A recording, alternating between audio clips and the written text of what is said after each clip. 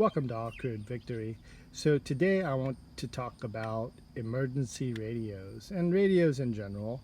And so on the off-grid homestead, especially where you live like myself in rural areas in the country, you want to stay abreast of situations around the world as well as potential emergencies, local weather emergencies that may happen around where you live.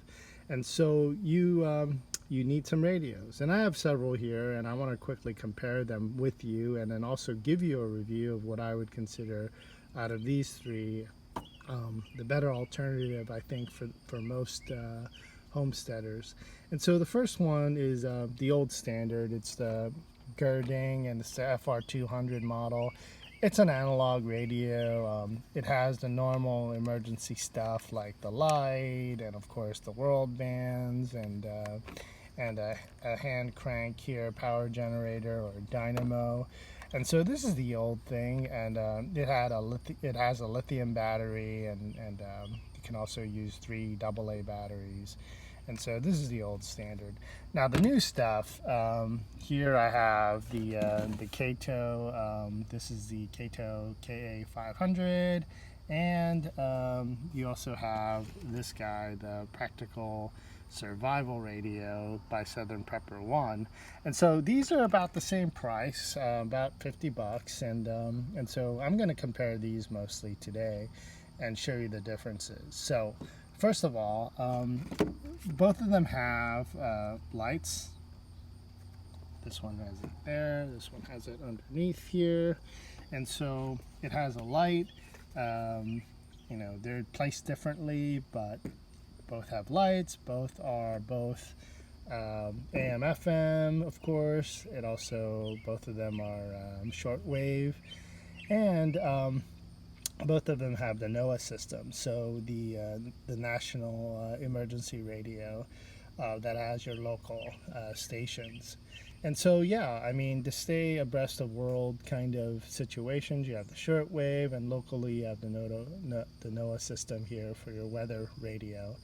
And so these are both also solar powered as well, so that'll charge your lithium battery, as well as the hand crank back here in an emergency if you can't have access to solar. Both of these also use batteries, and so that one, the KA500, uses 3 AA batteries, and the Practical Survival Radio uses 3 AAA batteries. So that's the difference. And so the other thing about this is, the reason why I'm going to recommend Southern Prepper 1's radio is, first of all, it's digital, and so I really like that. Just playing something here, some national propaganda radio, of course. Public media. Yeah, I'm going to turn that off. And the other thing is this Kato Voyager model. I don't think you can get this camo model anymore, but anyway, that's kind of cool. But the form factor of this is larger. Now it has a bigger battery, so there's a plus there. The speakers are a little bit nicer on this Kato, but where this Practical Survival Radio really comes in handy is the form factor. I mean, this thing is really light, and it has this external clip that you can just clip onto something, a bag. Obviously that has a handle. And of course, like I said, the main thing is it's digital. Now the Kato, its competitor, if you get that in digital, it's a lot more money, almost double, or whatever. It's a lot more money than this guy. So these are about 50 bucks. And so, yeah, that's the direct comparison. But I would recommend this Practical Survival Southern Prepper 1 radio in lieu of the Kato. Now, in terms of long-term storage, I've seen some reviews where people say, oh, when I needed my emergency radio, it didn't work, it died, or whatever, it didn't something. Usually the reason why things like that happen is because people tend to store their batteries inside their radio, and so that's something you don't want to do. Both of these run on alkaline batteries, and I would just take them out and just leave the lithium batteries that it comes with in. But what I would do is disconnect them. So in this particular case, we'll talk about the power source here. You want to disconnect that lithium battery, because as it slowly discharges, it could also leak over time. So you can just take that right out. Like in this particular case, now it's without a battery at all, and it's safe. Now you can just store that somewhere, you know, you can just store this like that without the battery, or in an emergency, of course, you need the battery.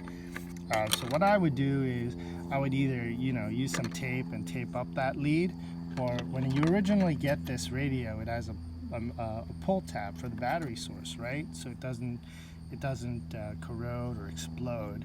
And so I would just put that back in and then set the radio, you know, battery back in there like that, and then have that tab so it doesn't make the connection, and then you can store this long term. So that's how I would use it, and I would use it for an emergency, and then it'll work for you. It'll be there. And then I think the Kato here, same thing, but it has a power disconnect back here. And the way you would use that is you just pull that little tab out and then store it like that. And then this guy will be good to go too when you need it. So the main thing about these emergency radios, like I said, is you want to store it without the batteries in it. And when you need it, it'll be there for you. So I would highly recommend this product, and of course it supports a good YouTuber as well. I'm not being paid, by the way, to do this review of the Practical Survival Radio or this Kato KA500. Both are really good radios. You can't go wrong. I just think, yeah, if you're gonna get one of these, why not get two of these, right? So, yeah, as a prepper. But yes, definitely have an emergency radio, have it on hand, have the batteries off to the side. So when you really need it for an emergency, when you really need to check world events or otherwise, you know, your local emergency events, you'll have it. Alrighty, shalom.